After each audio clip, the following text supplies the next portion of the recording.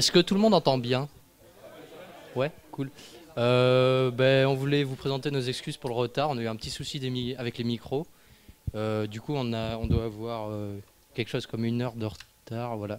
Donc si vous aviez des choses prévues après, on est vraiment désolé. Enfin, même si vous n'aviez rien de prévu, parce qu'on n'a pas commencé à l'heure. Mais donc là, je vais laisser le micro à Raphaël qui va commencer notre introduction pour la conférence Linux. Donc je vous souhaite une bonne conférence et je vous présente encore une fois nos excuses.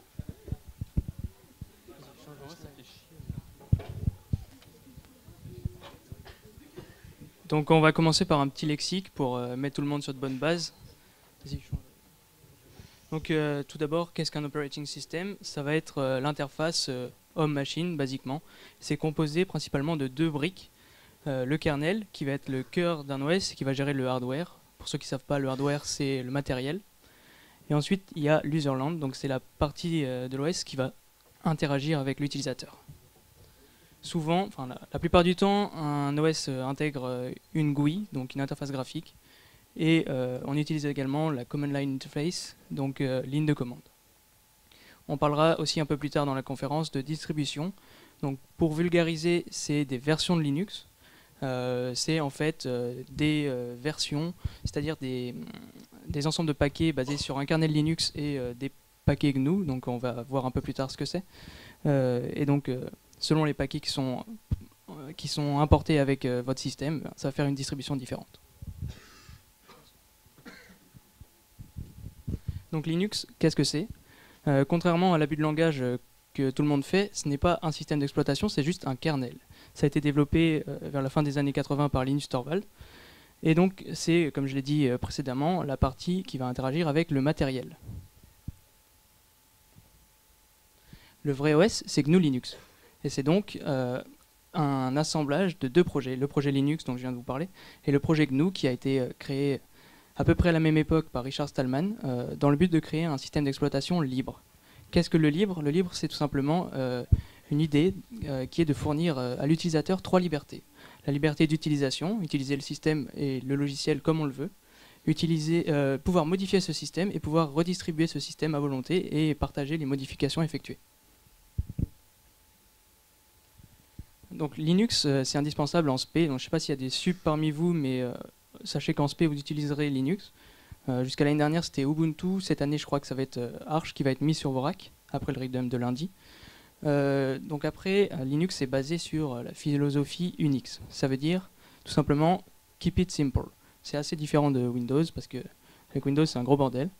Donc sous Unix, chaque programme a une tâche, et le but est de l'effectuer simplement. C'est aussi orienté utilisateur avancé, dans le sens où on est amené à interagir avec le système de manière plus poussée et à comprendre comment notre système marche. Alors que sous Windows, on clique, on lance des applications, mais on ne sait pas vraiment comment ça marche. Et donc cette approche utilisateur avancée est apportée notamment avec la ligne de commande. Donc, je vais laisser François vous parler du terminal. Merci.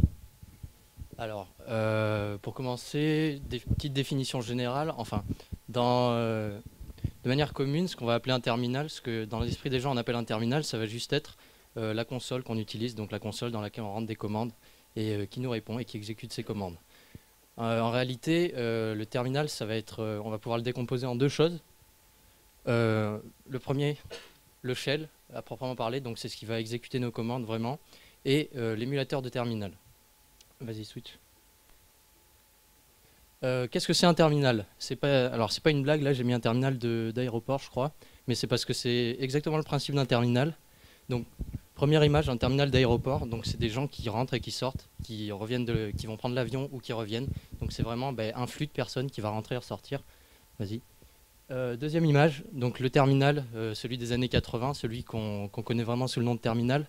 Donc qu'est-ce que c'est? Ça va être un écran, un clavier, et la possibilité, pareil, en fait, de dialoguer avec l'ordinateur, de lui envoyer des commandes. Vas-y, slide suivante, s'il te plaît. Donc voilà, ça date des années 80, comme je l'ai dit. Et pourquoi est-ce que ça a un lien avec premièrement le terminal d'aéroport et deuxièmement le terminal, la machine que je vous ai montré? C'est parce qu'à la base, un terminal, c'est juste des entrées et des sorties. C'est juste en fait la fin d'une chaîne de communication et qui va permettre justement à l'homme de communiquer avec la machine. Donc c'est simplement de ce qu'on appelle des I/O, donc I/O ou ES en français, donc des entrées-sorties. Ce qu'on appelle du coup couramment un terminal, ça va juste être le shell dont je vais parler juste après, auquel on balance des commandes. Vas-y. Donc le shell. Les shells qu'on utilise principalement, alors le shell de base sous Linux, c'est Bash, donc c'est ce qu'on appelle SH. Faut savoir qu'il y a plein de dérivés. Il y a CSH. CSH, c'est quoi? C'est un shell pardon, qui est implémenté pour avoir une syntaxe un peu plus proche du C. KSH, donc c'est le Korn shell. Bash, comme je viens de dire. ZSH qui va en fait reprendre, pareil, qui va reprendre CSH, qui va reprendre KSH. Donc voilà, il y a plein de shells. Le plus connu, c'est Bash. Vas-y, suivante. Interprète les commandes. Donc qu'est-ce que ça veut dire? Le shell, quand on est sur un shell, on peut écrire du texte. Ça peut vouloir rien dire et dans ce cas, le shell ne saura pas ce qu'on veut dire. Et il nous dira très gentiment, c'est gentil mais j'ai pas compris. Sinon, ça va être des commandes. Par exemple, je sais pas, vous voulez afficher l'arborescence dans laquelle vous vous trouvez. Vous lui envoyez une commande, il va vous répondre, il va vous afficher l'arborescence. Donc qu'est-ce qu'il va faire? Il va juste voir que vous envoyez une commande qu'il reconnaît, il va l'interpréter. Donc l'interpréter, ça veut dire qu'il va reconnaître ce qu'il doit faire et qu'il va faire ce qu'il doit faire. Et ensuite, il va vous envoyer la sortie. Donc c'est encore une fois juste un traitement d'entrée-sortie. Vas-y. De vrais langages de programmation. Alors pourquoi? Parce qu'un shell, vous pouvez programmer avec votre shell et ça va donner des choses très intéressantes. Je crois que c'est Fabien qui va vous en parler. C'est bon pour le shell. Merci. Alors, CLI. Ce qu'on appelle une CLI, c'est la command line. C'est la ligne de commande. Donc en fait, typiquement, c'est ce que vous allez utiliser si vous n'utilisez pas un environnement graphique. Donc environnement graphique, c'est une GUI, GUI. C'est par exemple ce que vous avez sous Windows, vous avez une super GUI qui vous permet de faire plein de trucs, genre de cliquer sur plein de boutons pour par exemple aller dans les fichiers, ouvrir des répertoires, ouvrir des fichiers, double-clic. La CLI, vous allez tout faire avec des commandes. Par exemple, vous voulez ouvrir un fichier, vous tapez une commande. Vous voulez supprimer un fichier, vous tapez une commande. Vous voulez aller dans un répertoire, vous tapez encore une commande. Elle est légère. Pourquoi? Parce qu'un environnement graphique, ça pèse très lourd au niveau de l'espace que ça prend sur votre disque dur. Une command line, c'est rien. À faire tourner, c'est vraiment rien. Elle est rapide. Pourquoi? Parce que, imaginez, par exemple, vous êtes dans un répertoire et dedans, vous avez 10 000 fichiers. Si vous devez aller le chercher en faisant scroller avec votre souris ou votre molette, c'est un peu chiant. Command line, vous connaissez le nom de votre fichier, vous tapez la commande qui permet d'ouvrir le fichier ou d'ouvrir le répertoire, c'est fait en 2 secondes. Donc c'est beaucoup plus rapide. Le shell, donc on va à proprement parler encore un peu du shell, vas-y continue. Donc les commandes qu'on peut balancer au shell, ça a une syntaxe très précise, sinon il ne peut pas reconnaître ce qu'on lui dit.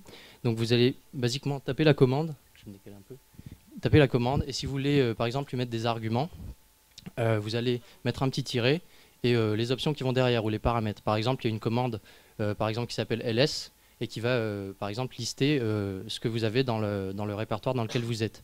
Ça va vous le lister en horizontal. Si vous voulez le lister en vertical, vous pouvez lui dire. Mais du coup, ce ne sera pas ls. Bon, très bien. Donc vous allez balancer une commande derrière, tout simplement pour pouvoir lister à la verticale, si vous trouvez ça plus lisible. Du coup, je vais revenir un peu, en attendant de récupérer les slides, enfin j'espère qu'on va les récupérer.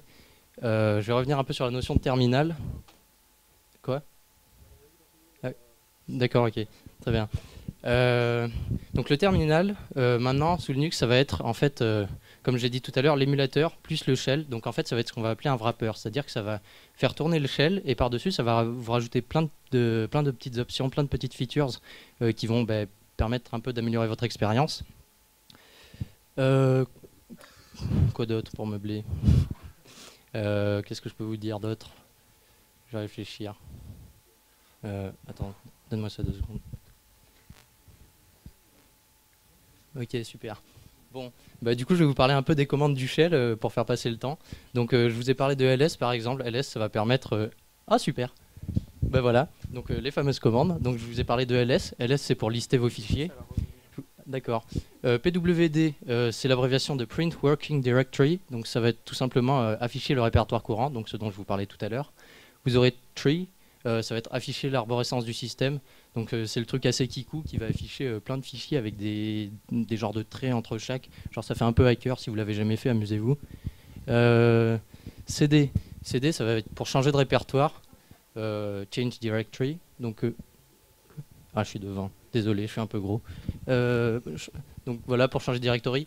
ln et ls et ln-s, pardon, c'est des commandes assez intéressantes. C'est pour créer ce qu'on appelle des liens physiques ou des liens symboliques. Donc typiquement, c'est pour, on va dire, relier en quelque sorte des fichiers entre eux. Un lien physique, vous avez un fichier.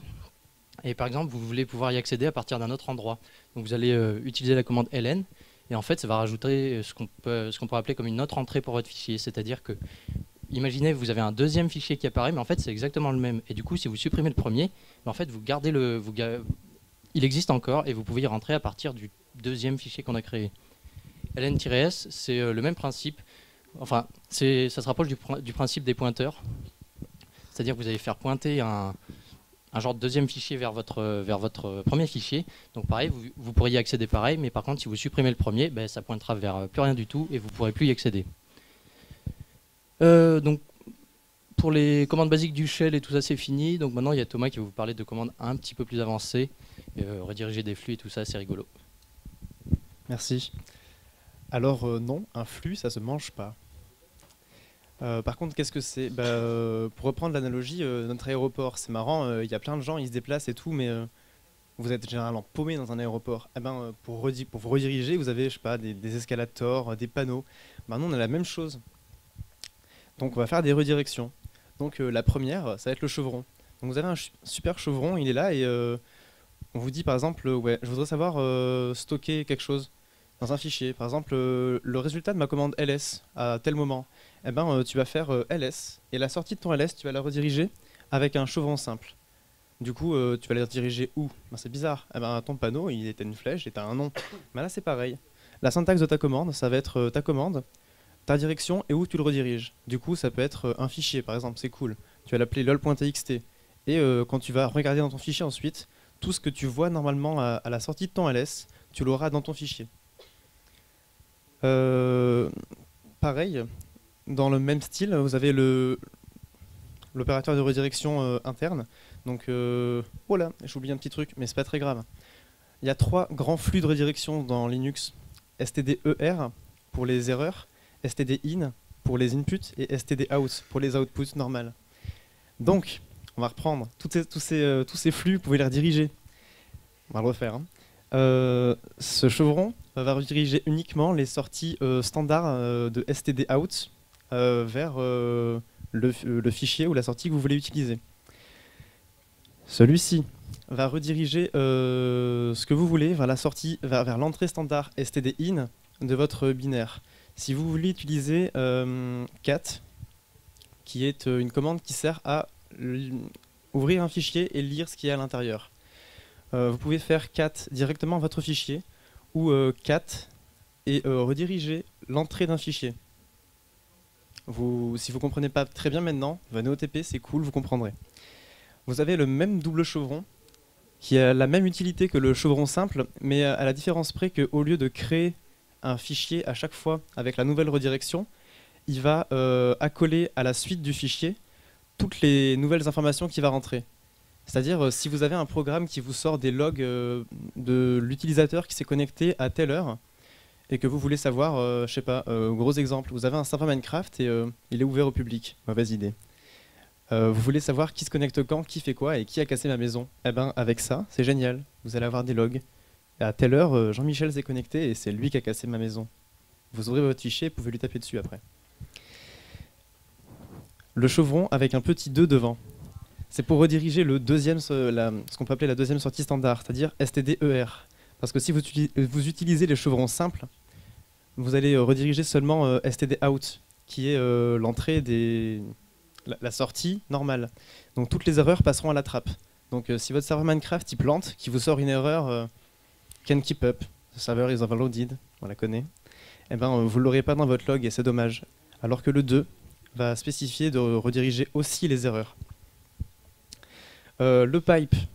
Le pipe, en anglais, c'est un tuyau. C'est vraiment, ça veut dire ce que ça veut dire. Vous prenez toutes les informations de l'opérateur qui est placé avant et vous allez le rediriger vers ce qui est placé après.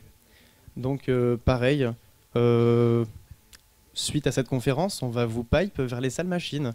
Vous allez prendre un super couloir, super escalier, direction salle machine. C'est exactement le même rapport. Sauf que, à différence près que ça gère pas les sorties d'erreur. Donc, que les logs normaux. Allez au TP.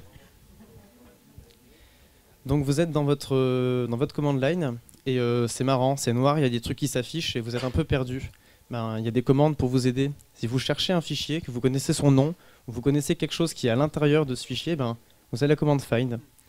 La commande find, elle a une syntaxe qui se déroule comme ça. Vous pouvez l'utiliser avec deux opérateurs. Donc find qui a le nom de la commande. Le premier opérateur qui va être le répertoire dans lequel vous voulez chercher, ou le répertoire courant si vous ne le spécifiez pas. Et -name qui est une option. Vous spécifiez que vous cherchez un nom. Et suite à ça, l'expression du nom que vous cherchez. Par exemple, GCC. Donc find c'est cool, mais il n'y a pas de coloration de base. Donc c'est-à-dire que vous allez avoir une sortie un petit peu bizarre avec plein de fichiers qui peuvent contenir l'expression que vous cherchez. Sauf que ça fait vraiment mal aux yeux. Du coup, il y a une méthode sale mais très efficace. Le ls/-r majuscule pipe grep ton truc. Donc ça, c'est barbare, mais ça marche vraiment beaucoup. ls, c'est la commande dont François a parlé tout à l'heure. Vous allez lister ce que vous voulez. Vous allez lister à partir de slash. Slash, c'est le point de montage de base dont Fabien va vous parler tout à l'heure de tous vos fichiers.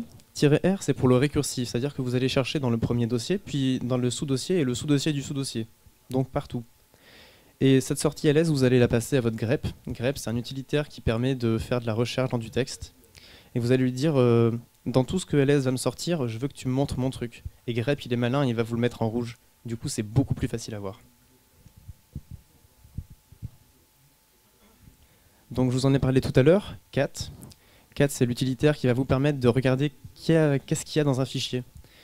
Sauf que cat, c'est malin, mais vous ne pouvez pas remonter. Si votre fichier il est trop grand et qui prend toute la place de votre écran et qui continue à écrire, ben, tout ce qui va s'afficher va remonter. Vous ne pourrez plus y accéder, vous allez vous dire, mince, ce que je voulais c'était au-dessus. Ben, il y a less. Less, c'est très cool, vous pouvez vous déplacer avec les touches fléchées et plein d'autres raccourcis sympas avec des recherches de texte à l'intérieur. Touch, c'est pour créer des fichiers. C'est assez utile, ça ne sert pas qu'à ça, ça remet à l'heure la date de votre fichier, par exemple. mkdir, c'est explicite, make directory, on va créer un dossier. cp, pour copier. Donc pareil, c'est une commande qui prend deux opérandes. La première, c'est ce que vous voulez copier, la deuxième, où vous voulez le copier. mv, c'est la commande pour move. Donc vous allez bouger quelque chose d'un endroit à un autre. Alors là, vous allez me dire, pour l'instant, ouais, c'est bizarre, il n'y a pas de quoi renommer dans Linux. On peut pas? Ben si. Pour renommer, vous prenez votre fichier et vous changez le nom et vous le mettez à la même place. Du coup, basiquement, vous avez juste changer son nom. Vous l'avez donc renommé. rm, remove, vous allez remove un fichier. Et rmdir, un directory. Dossier donc. L'une des forces de Linux, de tout ce qui est Linux en général, c'est les droits d'accès à des fichiers et les gestions de propriétaires. C'est différencié par des groupes et des utilisateurs. Donc un utilisateur va appartenir à un groupe et les fichiers vont avoir donc des droits par rapport, premièrement, à un utilisateur, un groupe et à tout le reste. Pour gérer ces droits, il y a différents types de droits. Il y a la lecture, l'écriture et l'exécution. On va attribuer à ces trois modes un nombre, un chiffre en fait, et on va attribuer à chaque sous-groupe, c'est un peu farfelu mais après on s'habitue, un nombre qui va définir s'il a le droit d'écrire, le droit de lire, le droit d'écrire et de lire en même temps, le droit que d'être exécuté, pour qui et comment.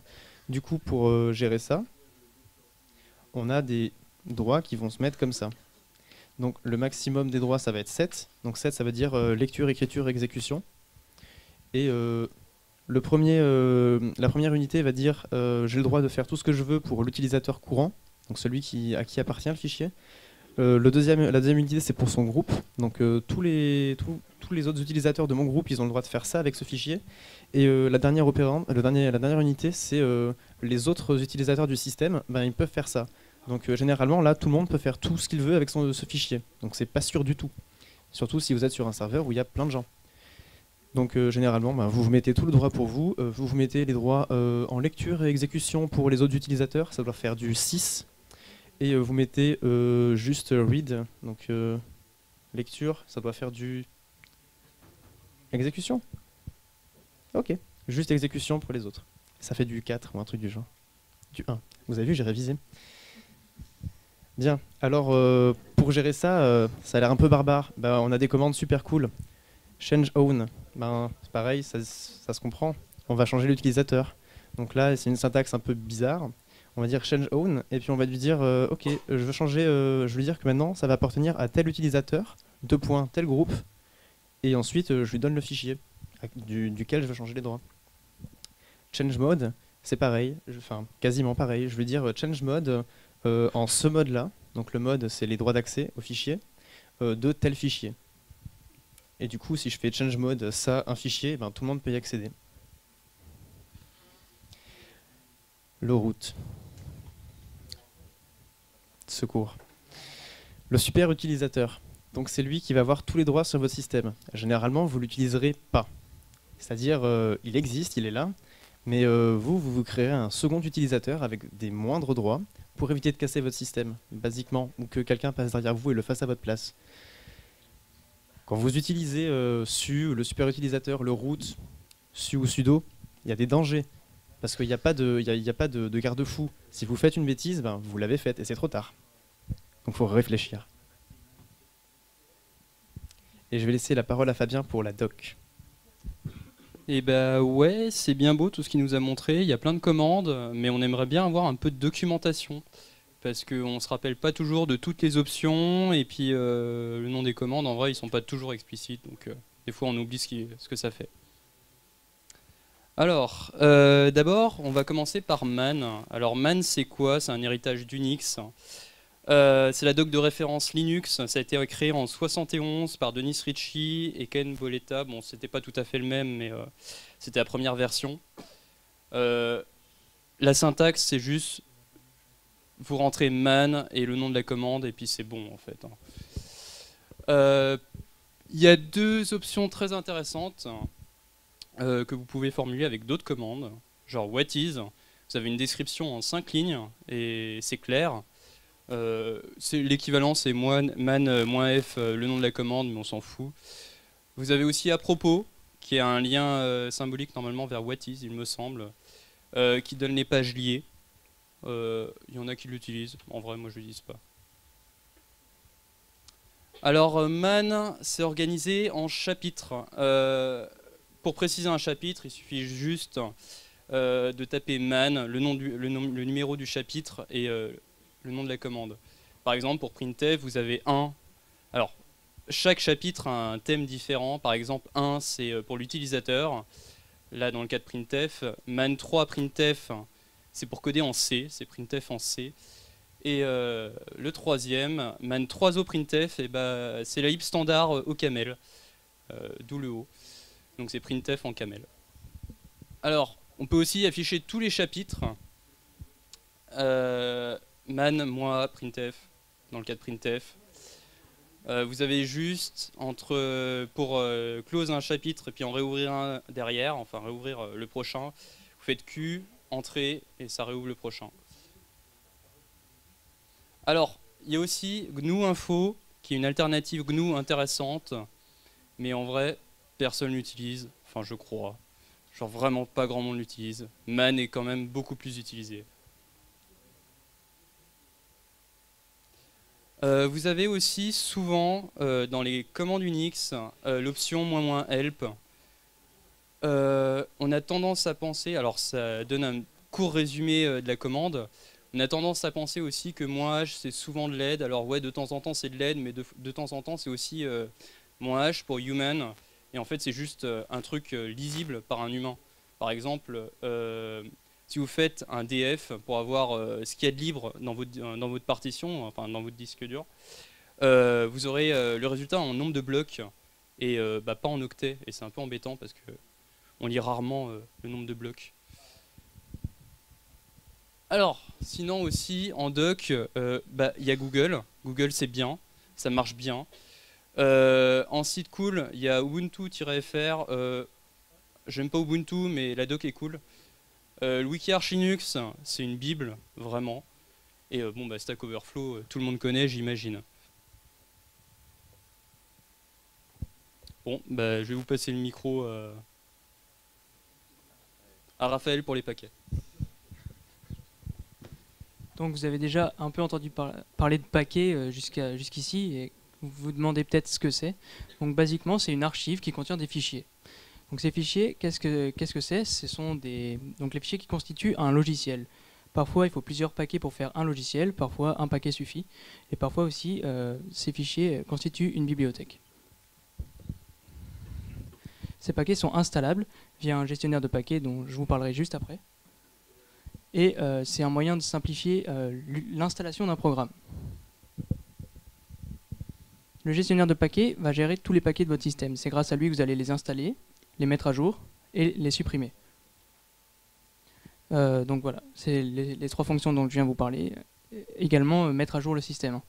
Ça gère également les dépendances. Qu'est-ce que c'est une dépendance? C'est quand vous allez vouloir installer un logiciel, il va vous avertir, il va vous dire il y a besoin de ces paquets-là pour fonctionner correctement. Donc, installe-les. Et il va le faire tout seul.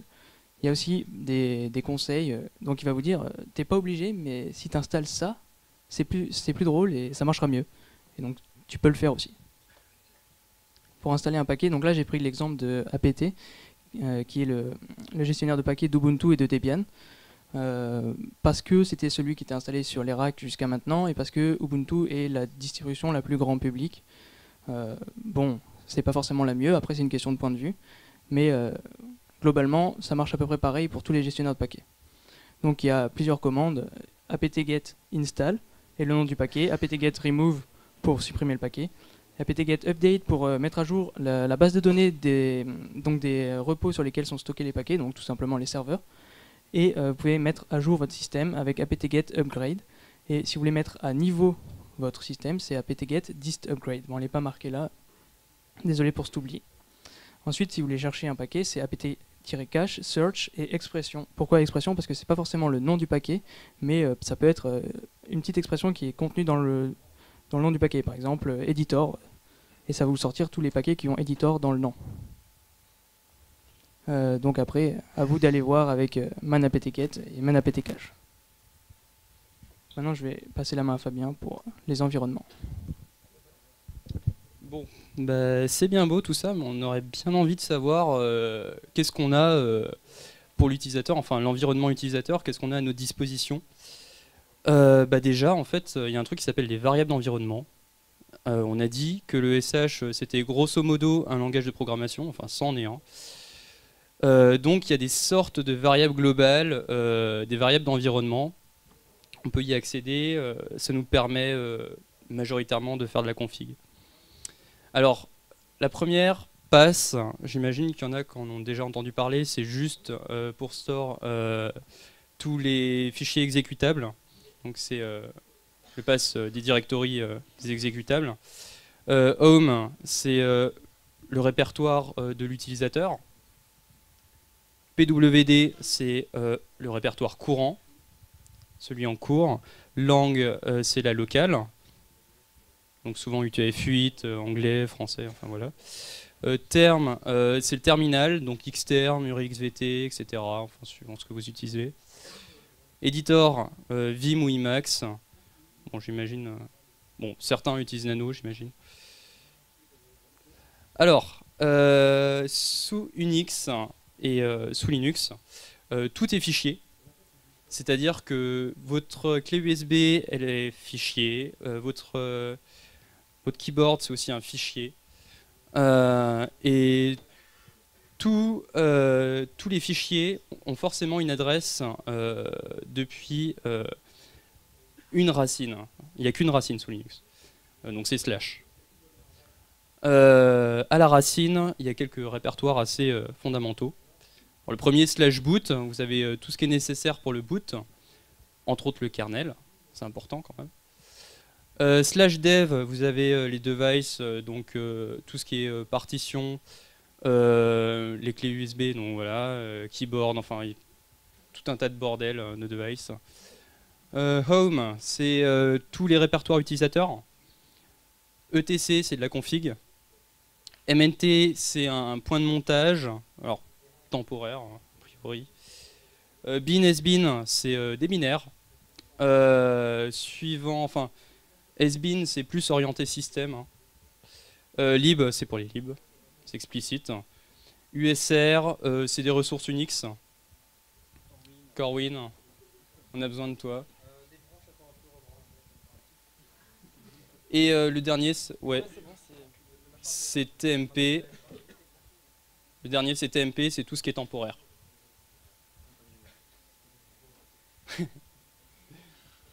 On a besoin aussi de compiler des fois parce qu'on n'a pas un package tout fait, donc des fois il faut compiler. Pour ça, il y a vraiment 3 étapes qui sont assez communes à tous les binaires. Configure au début, on précise l'architecture, tout un tas de flags de configuration. Make pour compiler et make install pour installer ce qu'on a compilé.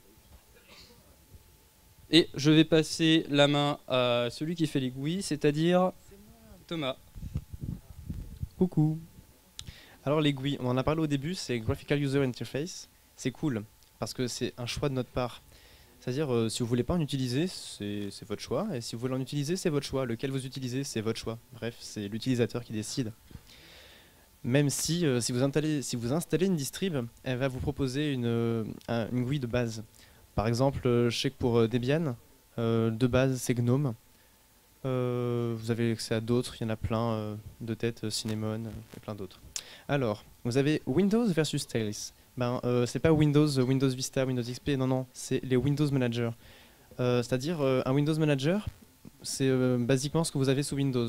Vous avez une fenêtre, vous pouvez la déplacer, faire ce que vous voulez avec, ça va vous afficher soit du texte, des images, des vidéos, ça peut sortir du son. C'est une boîte qui a des interactions avec vous, l'utilisateur.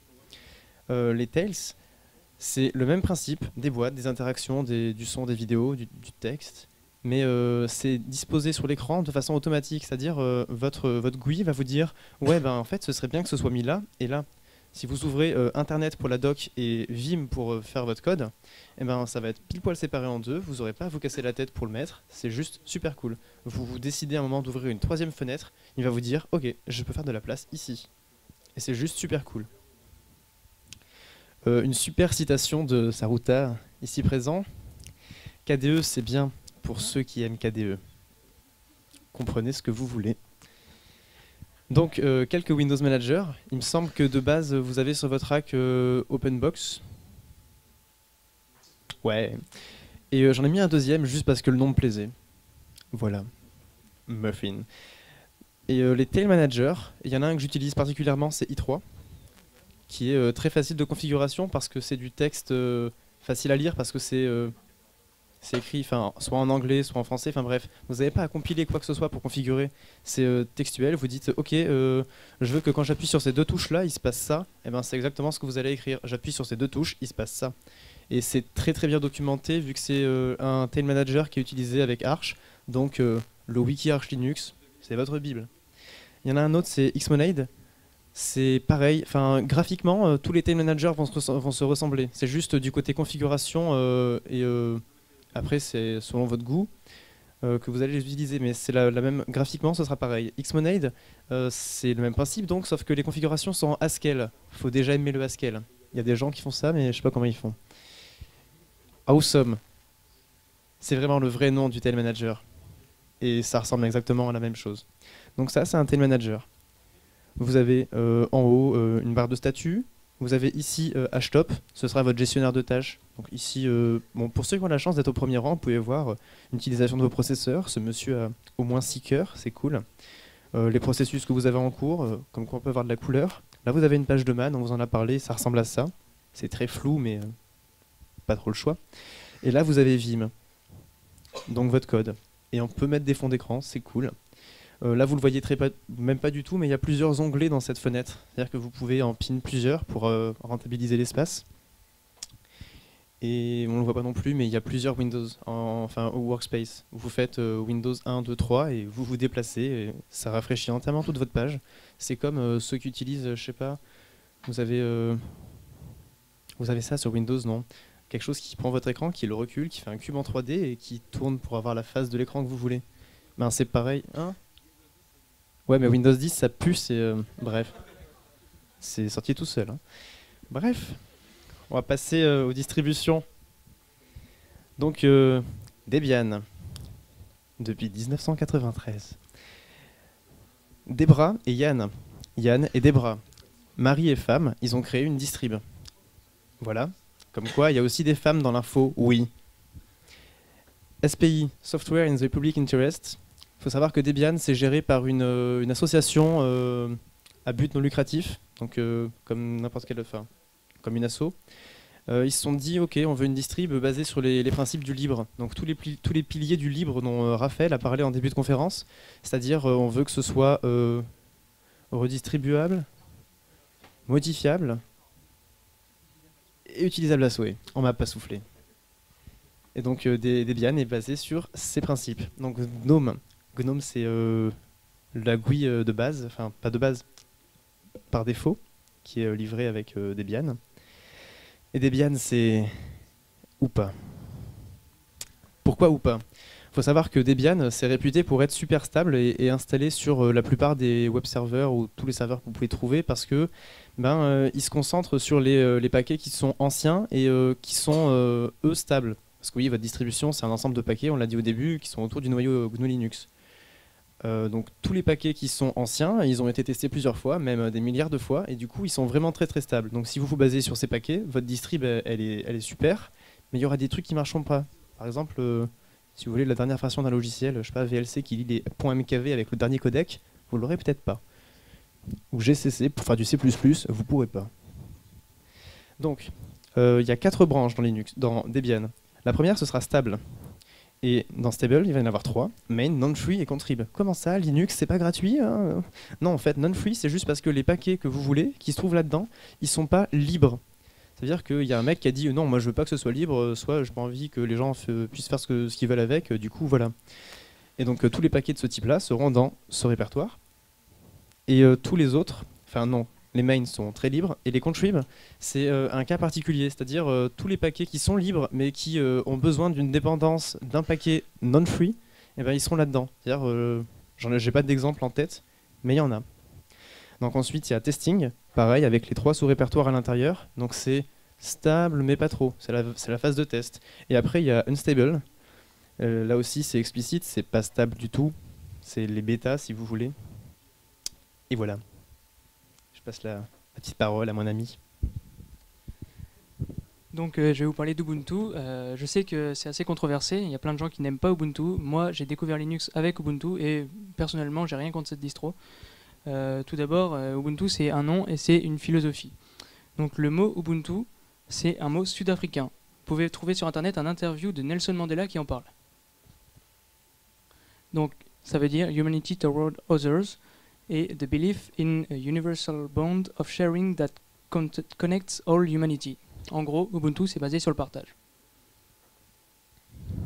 Ubuntu c'est aussi basé sur Debian. Donc vous connaissez les avantages et les désavantages de Debian après ce qu'a dit Thomas. Il y a APT, dont j'ai parlé un peu plus tôt, le gestionnaire de paquets, et la stabilité, ou pas. Ubuntu est basé sur un cycle de mise à jour et de mise à niveau système de tous les 6 mois. Et il y a en plus les long-term support.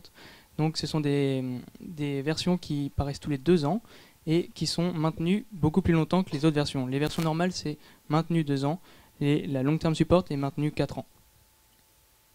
Le but de la long-term support est d'avoir des paquets plus stables.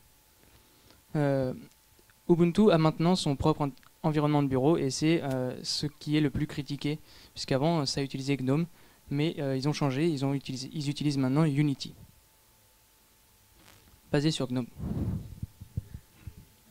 Le défaut aussi d'Ubuntu, comme pas mal de distros qui utilisent une GUI et même qui n'en utilisent pas, mais enfin, le défaut d'Ubuntu c'est qu'il y a beaucoup de paquets préinstallés et aussi des paquets non-free, c'est-à-dire des paquets propriétaires. Par exemple, le plugin pour lire des MP3, c'est propriétaire, c'est pas libre. Du coup, tous ceux qui sont défendeurs du libre, ils aiment pas Ubuntu. Ubuntu c'est maintenu par Canonical, une société sud-africaine, vous en pensez ce que vous voulez. Les avantages d'Ubuntu, c'est facile d'utilisation et c'est intuitif. En gros, l'interface Unity, c'est des gros boutons et vous avez juste à cliquer dessus. Vous allez voir juste après une petite image. Parfois pour les débutants, parfait pour les débutants pardon, et pour les utilisateurs lambda, c'est-à-dire ceux qui ne cherchent pas à comprendre leur système, en gros les utilisateurs qui viennent de Windows. Pardon. Et la stabilité. Parce que c'est vrai que, comme c'est basé sur Debian, c'est assez stable. Les défauts, c'est justement cette stabilité. Parce que certains paquets ne sont pas à jour. Et également, l'environnement Unity est très lourd, à la fois en performance et en poids, en espace de stockage sur votre disque dur. Également, un défaut, c'est que ça met en retrait la Command Line Interface. Donc c'est pour ceux qui veulent manipuler leur système à fond, et ben, c'est moins facile avec Ubuntu. Et les versions des logiciels sont parfois en retard. Par exemple, je voulais faire un CTF LSE, la version Wireshark d'Ubuntu était en retard et ne me permettait pas de le faire, alors que sous Arch, ça marchait parfaitement. Wireshark, c'est un logiciel qui permet d'analyser les paquets réseau. CTF, c'est Charge the Flag. C'est des challenges LSE de sécurité. Vous en entendrez parler un petit peu, on en parle un peu en TP. Voici un magnifique screen d'Ubuntu. Capture de flag, précis. Ok, pardon. Voici la magnifique interface d'Ubuntu. Comme vous le voyez, c'est gros et c'est assez clair, avec un champ de recherche et les applications. Vous pouvez trouver tous vos fichiers à un seul endroit. Ubuntu a également pas mal de dérivés. Les principales sont les trois suivantes. Kubuntu, Xubuntu et Lubuntu, qui sont basés sur trois environnements graphiques différents. KDE, XFCE et LXDE. KDE, c'est vraiment très différent, mais par contre, ça a les mêmes défauts, c'est-à-dire que c'est assez lourd. XFCE est beaucoup plus léger et par contre est personnalisable de manière beaucoup plus facile que Unity, par exemple. Et LXDE est vraiment légère et ça vous permet d'installer une distribution basée sur Ubuntu sur des vieilles machines ou sur des IPC, par exemple. Il y a Ubuntu Studio qui vous permet de faire tout ce qui touche au graphisme ou à l'art, retouche audio, retouche photo avec GIMP ou retouche vidéo, manipulation de fichiers vidéo, tout ça. Linux Mint, c'est une distribution majeure maintenant. Elle est basée sur Ubuntu. Vous trouverez aussi une version basée sur Debian qui est développée en parallèle. Comment est-ce que cette distribution s'est développée? Tout simplement quand les gens ont vu Unity, ils ont rage quit et sont allés sous Linux Mint. C'est comme ça que Linux Mint a gagné une grosse part de ses utilisateurs. Linux Mint utilise Cinnamon, donc Thomas vous a fait une petite allusion tout à l'heure, et Mate. Mate est juste plus légère. Donc voici à quoi ressemble Linux Mint. Pour certains, ça peut paraître beaucoup plus sexy qu'Ubuntu. Après, c'est à vous d'en décider. Je vais laisser Fabien vous parler de Fedora. Bon, alors encore une autre distro. Fedora, c'est une distro de Red Hat. Ils l'utilisent, alors ils ont deux distros majoritaires, donc Red Hat Enterprise Linux, qui est payante. Et Fedora leur sert un peu de forme bêta pour RHEL. Donc c'est une sorte de vitrine d'innovation dans le monde des distros. Il y a plein de nouveautés qui viennent de Fedora qui ont été inclus dans d'autres distributions. C'est découpé en trois sous-distributions: serveur, workstation, cloud. Bon, ici on s'intéresse qu'au workstation a priori. Alors, au niveau des packet managers, on a Yum sous Fedora, enfin tout du moins on avait quand je l'utilisais. Maintenant c'est DNF, je sais pas trop ce que ça vaut, pour être honnête. Mais Yum c'était cool. RPM, c'est un autre packet manager, c'est cool aussi. Alors, ouais, le point positif, cette distro, c'est la distro qu'utilisait le plus Linus Torvald, genre le créateur du kernel. C'est quand même intéressant.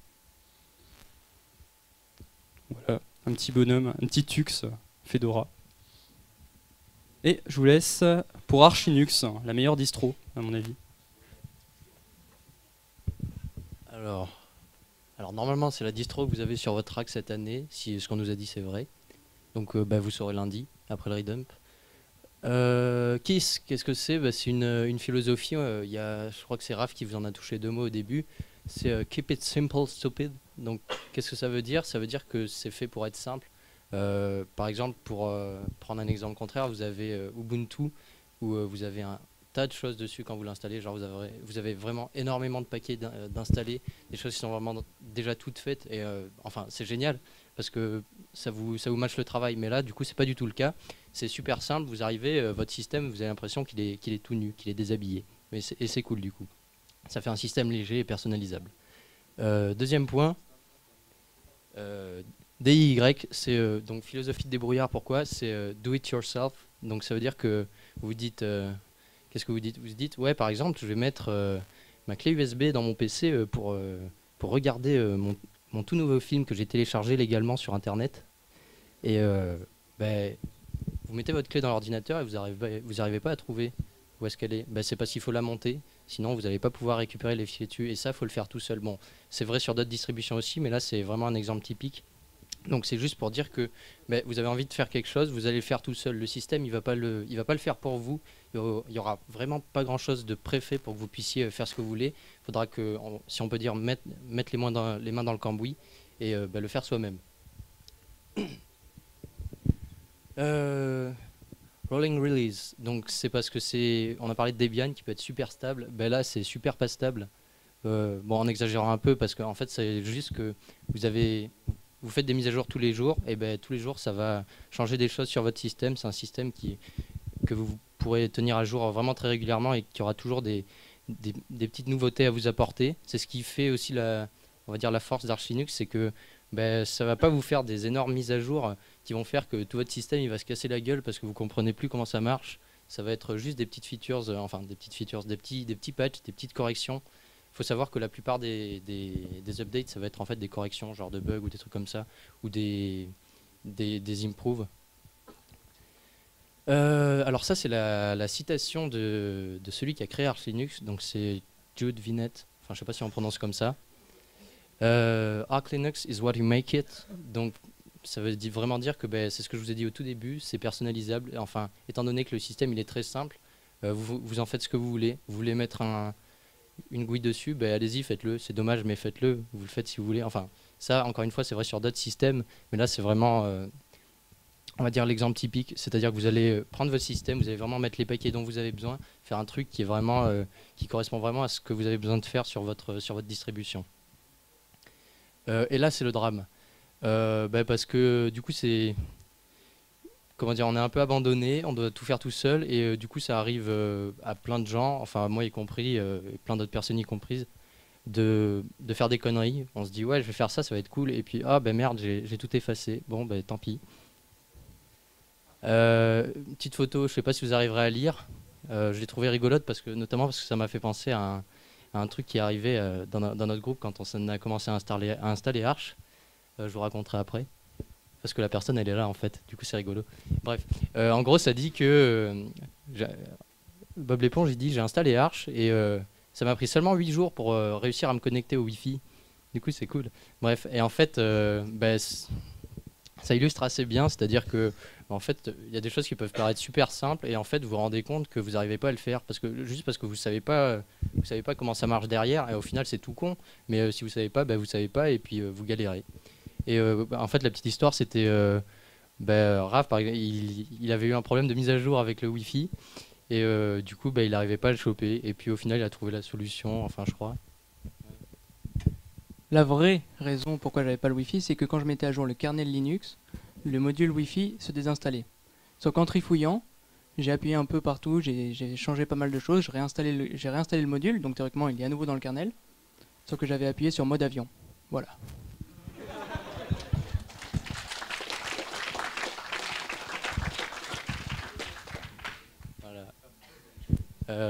Vas-y.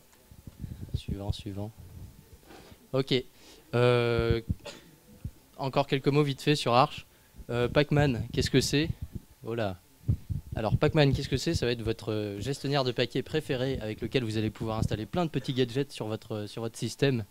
Basiquement, ça va juste être un truc qui va, ça va gérer les paquets binaires et ça va les installer sur votre système. Ça va les prendre dans le répertoire Arch Linux, ça va les installer. C'est ce qui va permettre de mettre votre système à jour aussi en utilisant S majuscule ou Y. Bref. Vous avez Yaourt. Yaourt, ça va faire sensiblement la même chose. La petite différence, c'est que ça va prendre des paquets qui sont par exemple pas compilés, ça va les compiler pour vous, et ensuite ça va dire à Pacman, tiens regarde, c'est compilé, vas-y, installe-les. Grosso modo, c'est comme ça. Ça va aller chercher les paquets sur ce qu'on appelle l'ABS, donc c'est quoi? C'est Arc Build System, je crois. Et donc en gros, non, c'est pas un repo, c'est pas un repo Git, c'est juste un endroit où en gros on va stocker plein de paquets, mais qui sont pas des fichiers binaires, qui sont des paquets qui sont prêts à être compilés et installés. Donc du coup, Yaourt il les prend, il les compile et pouf, il les installe. C'est super magique, c'est super bien. Systemctl, alors ça fait partie de systemd. Systemd, c'est le gestionnaire démarrage d'Arch Linux. Basiquement, c'est ce qui va vous permettre de, on va dire, pas communiquer, mais d'interagir bien avec votre système, d'interagir avec systemd, donc de gérer tout ce qui se passe dans le boot. Faut savoir que ça gère pas mal de scripts qu'on appelle les scripts init, donc qui vont en fait initialiser tout votre système. C'est ce qui vous permet vraiment de communiquer avec systemd. Moi, je suis assez, on va dire, assez récent sous Arch. Avant, c'était systemv. C'était beaucoup plus léger que systemd. Systemd, enfin, est beaucoup moins compliqué. Systemd, ça s'éloigne un peu de Kiss, donc philosophie, on va dire simple. Mais perso, j'ai jamais utilisé avec systemv, donc je saurais pas vous dire vraiment ce que ça a changé et comment c'était avant. Là, c'est un super screenshot de l'ordinateur de Thomas avec un truc que je trouve absolument dégueulasse ici. Mais en gros, c'est le logo Arch et ça vous affiche des paramètres genre, on voit qu'il s'appelle Doty, qu'il a appelé sa machine Policebox. Enfin non, là, vous voyez pas, mais moi je vois. Genre, voilà, son kernel en x86, 64 bits, etc. Bref, ça vous affiche des infos, ça vous bouffe la moitié de votre terminal aussi. C'est pas très beau, mais bref, voilà, ça représente un peu Arch. Les sources qu'on a utilisées, du coup je le fais, ouais. Ok, d'accord, super. Les sources, man, on vous en a parlé, je pense que vous avez compris ce que c'était, mais en gros ça veut vraiment dire, man, si vous avez un problème, lisez le manuel et allez sur internet. Ensuite, man. Ouais, en fait c'est une petite blague parce que en fait on vous a dit utiliser, c'est difficile de se souvenir des noms des commandes et des attributs qu'on doit mettre derrière. Du coup, même pour man, on vous a dit, du coup, si on s'en souvient plus, utilisez man. Et ensuite, on vous a dit, utilisez man, vous pouvez mettre des commandes derrière. Si vous vous en souvenez plus, c'est dommage. Du coup, vous pouvez faire man. Vous n'avez pas besoin de mettre des commandes derrière et vous apprendrez à utiliser man. Voilà, c'est génial. Suivant. Google, ouais, parce que pour se documenter, c'est le mieux. En vrai, vous avez un problème, vous allez sur Google et généralement, vous avez la solution. Ah oui, juste du coup, pour Arch, on vous l'a déjà dit, mais genre ArchWiki, c'est vraiment très bien. Et même pour plein d'autres distribs. Allez sur le site de la distrib et lisez la doc, c'est super précieux. Vous trouvez tout. Allez sur IRC, tout le monde sait ce que c'est IRC? Cool. Oui, non? En gros, c'est un truc, tu t'y connectes et tu parles à des gens, à des geeks. Et voilà. Et vous allez sur l'IRC d'Ubuntu, sur le channel d'Ubuntu, sur le channel d'Arch, sur le channel de n'importe quoi. Vous trouverez forcément des gens qui en connaîtront plus que vous et qui pourront vous expliquer. Donc, allez vous documenter. Les informations, elles y sont. Des fois, on n'arrive pas à les trouver, mais elles sont forcément là. Voilà où. Et on arrive à la fin. Donc, voilà, questions, remarques, soucis, choses pas claires. Tout ça. C'est bon, non? Ouais. Voilà. Du coup, oui. Maintenant, tu veux? Vas-y, continue. Je sais plus ce qu'il y a après. Ok. Est-ce qu'il y a des questions pour n'importe qui? Faut pas être timide, hein. Non? Bon, du coup, vas-y, fais ta petite annonce. Merci. Attention, le moment méchant. Y en a qui mangeaient dans la salle, on s'en fout, mais juste faites le ménage après et laissez pas de la bouffe par terre, des canettes, des papiers de bonbons, des paquets, des je sais pas quoi. C'était sympa les bonbons, merci. Mais genre laissez pas des papiers parce qu'après nous on se fait taper dessus et c'est pas cool. Genre la boîte sur la tête, je te vois. Voilà, merci beaucoup. N'oubliez pas votre rack. En 300... François, tu me rappelles ?